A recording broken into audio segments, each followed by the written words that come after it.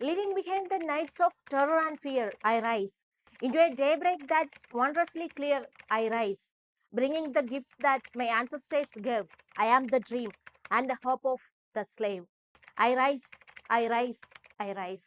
മയോ ഏഞ്ചലോയുടെ still I rise എന്ന പദ്യത്തിന്റെ അവസാന ഭാഗങ്ങളാണിത്.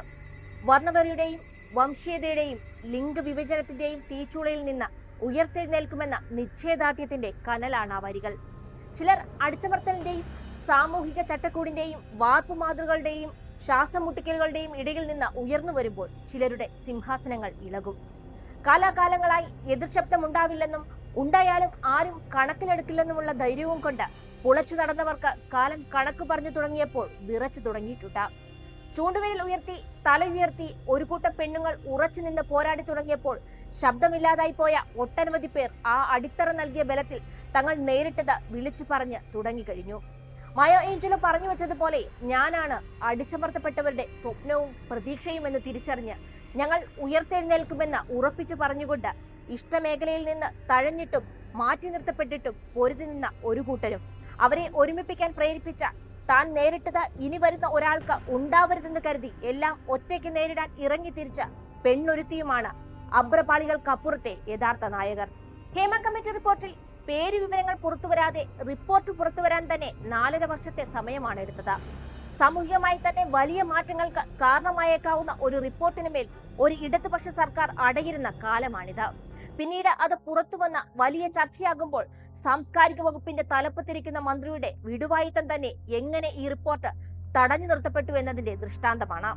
പരാതി കിട്ടിയാൽ നടപടിയെടുക്കാമെന്നും അല്ലെങ്കിൽ കോടതി ഇടപെട്ടാൽ എന്തെങ്കിലും ചെയ്യാമെന്നുമുള്ള മട്ടിൽ അലസഗമനം നടത്തുന്നത് വിപ്ലവ വീര്യം വാദോരാതെ പ്രസംഗിക്കുന്ന പുരോഗമനത്തിന്റെ ഇടതുപക്ഷ രാഷ്ട്രീയ മേലാളന്മാരാണെന്നതാണ് എന്താണ് ഈ നാട്ടിൽ അധികാരവും പാട്രിയാർക്കൽ ബോധവും എന്നതിന്റെ ചൂണ്ടുപലകയാവുന്നത്.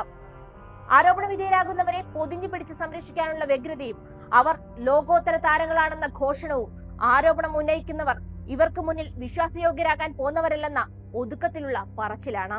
തമ്പുരാന്മാർക്കെതിരെ നാവുയർത്താൻ പാടില്ലാത്ത താഴേക്കിടയിലുള്ളവരാണെന്ന് ശബ്ദമുയർത്തുന്നവർക്കുള്ള ഓർമ്മപ്പെടുത്തലാണ് വേട്ടക്കാരന് കിട്ടുന്ന അധികാര കേന്ദ്രത്തിൽ നിന്നുള്ള സംരക്ഷണ കവചം. ഹേമ കമ്മിറ്റി റിപ്പോർട്ടിൽ വിവരാവകാശ കമ്മീഷൻ പുറത്തുവിടാൻ അനുവദിച്ച ഭാഗങ്ങളിൽ പോലും കടുംവെട്ട് നടത്തിയ ഒരു സർക്കാരാണ് കേരളം ഭരിക്കുന്നതെന്ന് ഇനിയും ഇടത് സർക്കാരിനുമേൽ കളങ്കമായി തന്നെ ചരിത്രത്തിൽ അടയാളപ്പെടുത്തുന്നു. 5 പേജുകളാണ് സർക്കാർ കോടതിയിൽ ഹർജി മഹാമഹം നടന്ന ഇടവേളയിൽ മുക്കിയതെന്നാണ് പുറത്തുവരുന്ന വിവരം. ആരെ സംരക്ഷിക്കാനാണെന്ന ചോദ്യവും എന്തിന് ഒരു കമ്മ്യൂണിസ്റ്റ് സർക്കാർ സിനിമാ മേഖലയിലെ ആരോപിതർക്ക് വേണ്ടി ഒരു മാറാപ്പ് പേറുന്നുവെന്ന ചോദ്യവും ശക്തമായി ഉയർത്തുക തന്നെ വേണം. സ്വന്തം തൊഴിൽ മേഖലയിൽ നേരിട്ട ലൈംഗിക അതിക്രമത്തെക്കുറിച്ച് ഓരോരുത്തർ ആവലാതി പറയുമ്പോൾ പരാതി എഴുതി കിട്ടാതെ കേസെടുക്കില്ലെന്ന തൊടുന്യായത്തിൽ സാംസ്കാരിക മന്ത്രി സജി ചെറിയാനും പിന്നാലെ ഇടതുമന്ത്രിമാർ ഓരോരുത്തരായി വരിവരിയായി നിൽക്കുമ്പോൾ ഒന്ന് വ്യക്തമാണ്, സർക്കാർ മുന്നിട്ടൊരു ക്രിമിനൽ അന്യായത്തിന് കേസെടുക്കില്ല. ഈ പരാതി പുറം ലോകത്തിനോട് വിളിച്ചു പറഞ്ഞ സ്ത്രീകളും അവർക്കായി നിലകൊണ്ട് കാലങ്ങളായി ഒരു തൊഴിൽ മേഖലയിൽ മാറ്റി നിർത്തപ്പെട്ടവരും ഇനി പോലീസ് സ്റ്റേഷനിലേക്ക് നടക്കണം. സൗകര്യപ്പെട്ടാൽ മലയാള സിനിമയിലെ ആൺകോയ്മയിൽ ഉടലെടുത്ത പവർ ഗ്രൂപ്പിലെ വമ്പന്മാരുടെയോ അവരുടെ ഏറാൻ മൂളികളുടെയോ പേരിൽ കേസെടുക്കാം. അല്ലെങ്കിൽ കോടതി സർക്കാരിനോട് ആവശ്യപ്പെടണമെന്നതാണ് ഇടത് സർക്കാരിന്റെ അപ്രഖ്യാപിത നയം.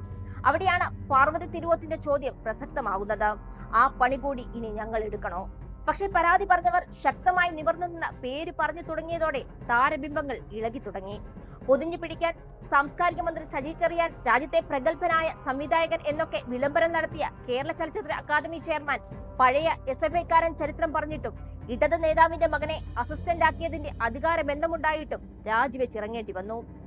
AMMA എന്ന സിനിമാ താരങ്ങളുടെ ഇരയ്ക്കൊപ്പം നിന്ന് വേട്ടക്കാരന് വേണ്ടി പ്രാർത്ഥിക്കുന്ന സംഘടനയുടെ ജനറൽ സെക്രട്ടറിയും തനിക്ക് നേരെയുണ്ടായ ലൈംഗികാതിക്രമ പരാതി കേസെടുക്കാതെ തന്നെ ലോകം ചർച്ചയാക്കിയപ്പോൾ സംഘടനാ തലപ്പത്ത് നിന്ന് രാജിവെച്ചൊഴിഞ്ഞു. AMMA മുൻ ജനറൽ സെക്രട്ടറി ഇടവേള ബാബു സംഘടനാ അംഗത്വം എടുക്കാൻ വന്ന ജൂനിയർ ആർട്ടിസ്റ്റിനോട് സംഘടനയുടെ മെമ്പർഷിപ്പ് ഫീസ് അടയ്ക്കാൻ പണമില്ലെങ്കിൽ സഹകരിച്ചാൽ മതിയെന്ന് പറഞ്ഞതിന്റെ പേരിൽ പണ്ടേ ആരോപണ വിധേയനാണ്. റിയാസ് ഖാൻ സെക്സിന് താല്പര്യമുണ്ടോ എന്നും സഹകരിക്കാൻ തയ്യാറുള്ള കൂട്ടുകാരികൾ ഉണ്ടോ എന്ന് ആരാഞ്ഞതും ചർച്ചയായി കഴിഞ്ഞതാണ്.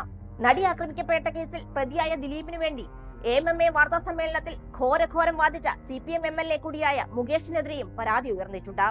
കാസ്റ്റിംഗ് ഡയറക്ടറായ യുവതി മീറ്റു ചർച്ചയായ കാലത്ത് ഉയർത്തിയ പരാതി വീണ്ടും ഉയർത്തുമ്പോൾ അന്ന് വേട്ടക്കാരനു വേണ്ടി വാദിച്ച ക്ഷുഭിത MLA നടനെ നമുക്ക് മനസ്സിലാകും. ഒരു വശത്ത് നിന്ന് ഹേമ കമ്മിറ്റി റിപ്പോർട്ടിൽ ആവലാതി ഉന്നയിച്ചവർ പൊതുസമൂഹത്തിന് മുന്നിലേക്ക് വരുമ്പോൾ അടക്കി ഭരിച്ചിരുന്ന മേഖലയിൽ ഉണ്ടാകുന്ന മാറ്റം വിറയലോടെ കാണുകയാണ് വേട്ടക്കാർ. അധികാരത്തിന്റെയും മണി മസിൽ പവറിന്റെയും കയ്യൂക്കിൽ ഭയപ്പെടുത്തി നിർത്തിയവർ ചൂണ്ടുവിരൽ ഉയർത്തുമ്പോൾ തന്നെ സിംഹാസനങ്ങൾ വീണുടയുകയാണ്. ഇരകൾ അതിജീവിതമാരും പോരാളികളുമാകുന്ന കാലത്തോളം വേട്ടക്കാരനെ ഭയപ്പെടുത്തുന്ന മറ്റെന്തുണ്ട്? ചിലർ സ്വയം എരിഞ്ഞുകൊണ്ട് മാറ്റത്തിന് വഴിവെട്ടുകയാണ്. അവരെ പിന്തുണയ്ക്കുകയാണ് മുന്നോട്ടൊരു പാതയിൽ ഇനിയൊരാൾ പതിയിരിക്കുന്ന വേട്ടക്കാരനായി രൂപം മാറാതിരിക്കാനുള്ള മുൻകരുതൽ. വാർത്തകൾ വേഗത്തിലറിയാൻ ഞങ്ങളുടെ യൂട്യൂബ് ചാനൽ സബ്സ്ക്രൈബ് ചെയ്യൂ.